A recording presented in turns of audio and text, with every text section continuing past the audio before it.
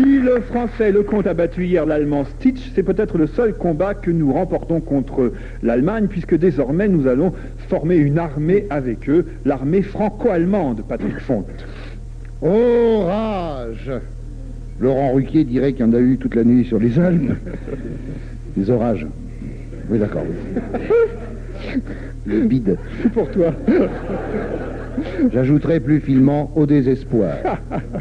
Ô vieillesse ennemie, je vais mourir trop tôt pour voir d'un œil transi les soldats de l'Europe manœuvrer tous les ans sous les ordres martiaux d'un unique adjudant. Un unique adjudant qui sera polyglotte et qui dans 12 langues ordonnera Horvitchot. Un unique adjudant qui dans 12 jargons apprendra 12 manières de se faire traiter de con. Déjà, l'armée allemande jouxte l'armée française. Enfin, ils vont la chanter juste, la Marseillaise.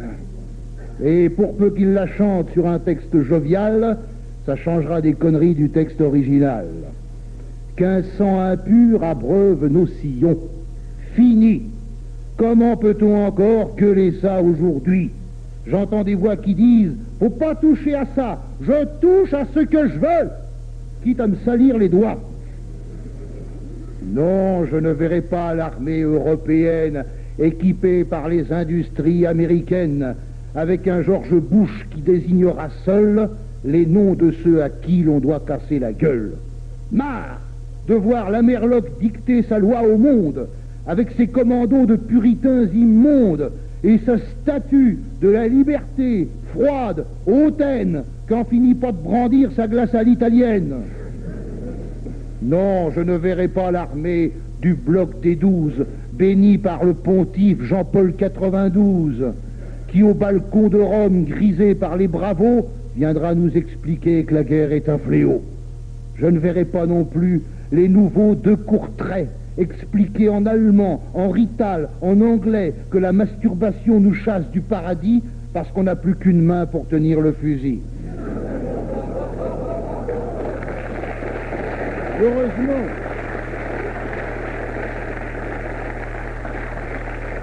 Heureusement, il y aura pour se joindre au concert de tout ce que l'Europe compte d'ardeur guerrière, la Suisse.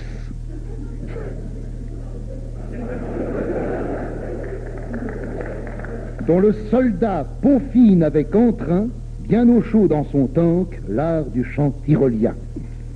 Planqué sous le sapin où l'oiseau fait cuit-cuit, le soldat suisse chante « Ah, l'Haïti !» Alors l'ennemi recule en murmurant « Les gars, plutôt perdre la guerre que de supporter ça. »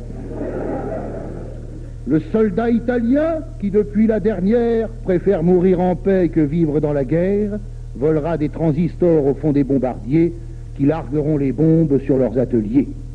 Jamais à court d'idées, toujours moqué à tort, le Belge à la sauvette vendra des miradors. Et nous verrons mourir nos armées en délire, non d'un éclat d'obus, mais d'un éclat de rire.